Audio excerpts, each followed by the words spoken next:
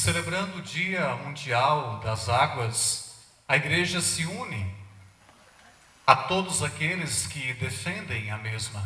Este bem comum, tão ameaçado por tantos, valorizado por poucos e ameaçado por tantos. A água que sempre foi e sempre será um bem a todos nós. Talvez só sentiremos falta da mesma se um dia vier a faltar, como já percebemos em muitos lugares. Notamos que a parte norte do país sofre um pouco mais. Talvez aqui, nós, estando num estado e numa cidade que tem água em abundância, nós não conseguimos perceber a grandiosidade que é e o bem que faz a água. A igreja, não só no Dia Mundial pelas Águas, mas também através da campanha da fraternidade, ao longo de anos, já é tema para nós central, importante, porque a igreja nunca fica distante quando se trata de um bem comum. E aqui, falando da água. Em várias campanhas, houveram manifestações, pregações, cursos, palestras pelo Brasil afora, porque a igreja é uma mãe que defende os seus filhos e de modo especial aquilo que falta, que é necessidade para os seus filhos.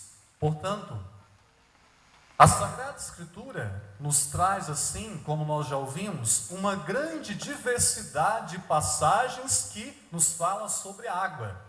Talvez nós os detemos mais em 3 ou 4 textos que são comuns na liturgia, ou alguns passamos um pouco desapercebidos, mas de modo especial percebemos que as leituras que antecederam o Salmo, há uma vasta leitura que fala sobre as águas. Mas na Sagrada Escritura há aproximadamente 95 passagens que falam sobre a água de maneira mais explícita. Há outras implícitas, mas explícitas, se nós formos fazer a contagem e uma leitura atenta de Gênesis a Apocalipse, iremos encontrar aproximadamente 95 passagens bíblicas que evidenciam e falam sobre a água.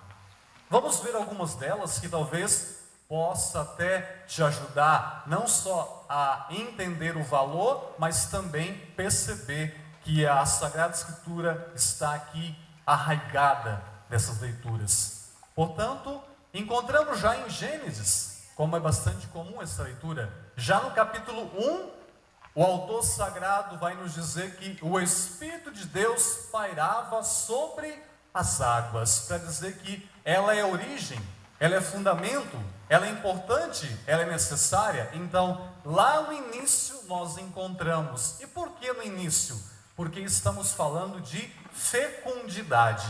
Onde há umidade, onde há água, há também fecundidade. Logo, o autor sagrado faz questão de evidenciar a presença da água, porque ela que tornará fecundo, ela que dará vida. Não é em vão que, estando no ventre de nossa mãe, lá também no ventre há o quê? A água. Lá mesmo no ventre há a presença da água. Então entendemos que ali acontece a fecundidade, acontece a vida. Então o ser humano, o seu corpo é basicamente 70% constituído de água. E interessante, também o planeta. É de se pensar que a água não é algo secundário, não é algo talvez de se pensar, mas é algo interessante e importante. Então, o autor já inicia o primeiro livro falando da importância e a presença da água. Depois encontramos uma passagem comum, bastante conhecida, o dilúvio. E o que foi o dilúvio? Deus, então, disse em revelação a Moisés para que ele pudesse construir uma arca que iria mandar uma grande chuva, um grande dilúvio. E por 40 dias e 40 noites choveu. Noé entrou com sua família na arca, e então Deus exterminou toda a face da terra, os seres viventes que que significa isso? Significa também o batismo aqui. E nós lembramos no ritual do batismo, esta passagem, quer dizer que Deus quis lavar, purificar, regenerar a face da terra, mas defendeu a família. Aqui há, claro, nas entrelinhas, que precisamos mergulhar e entender toda esta passagem, porque dá a entender de modo assim, modo grosseiro, que Deus matou muitos, mas não, significa a limpeza, a purificação, a regeneração da família, a regeneração do ser humano, do gênero humano. Portanto, esta passagem nos ajuda também a entender. Noé, que construiu uma arca de madeira, protegeu os seus filhos, e depois iremos encontrar lá no Novo Testamento, Jesus, que lá no madeiro também irá nos salvar da morte e do pecado. Depois encontramos Moisés, que o povo estava reclamando porque faltava o quê? Água. O povo reclamava porque faltava água. E Moisés então pede a Deus, e Deus então diz: pegue a vara, bata na rocha, e da rocha sairá água. Então Moisés assim fez, bateu na rocha e saciou a sede daquele povo. Portanto, uma passagem muito significativa também. Depois a travessia do Mar Vermelho, bastante conhecida, onde Deus, por meio de Moisés, liberta o povo do Egito e atravessa o Mar Vermelho. Ou seja, pelo meio das águas, Deus então abre um caminho para aquele povo, para que eles pudessem se libertar daquela escravidão.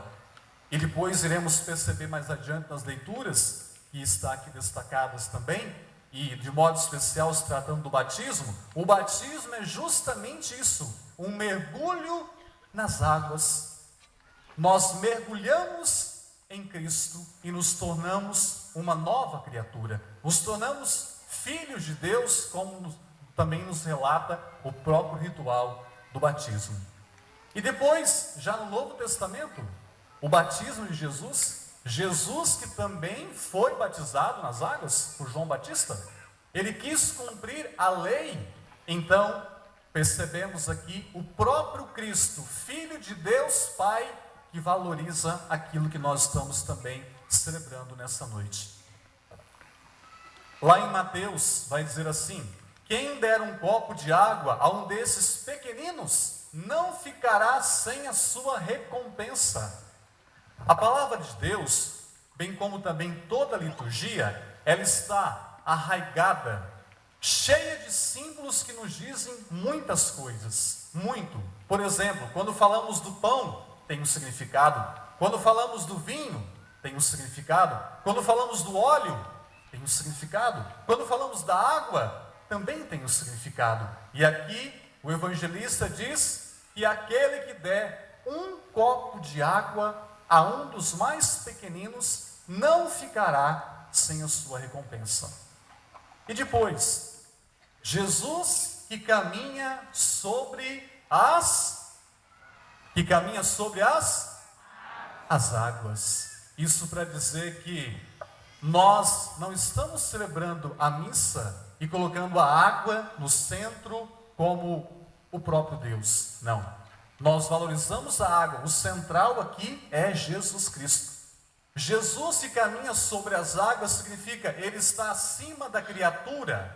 Todo criado, toda a criação está abaixo de Deus. Nós somos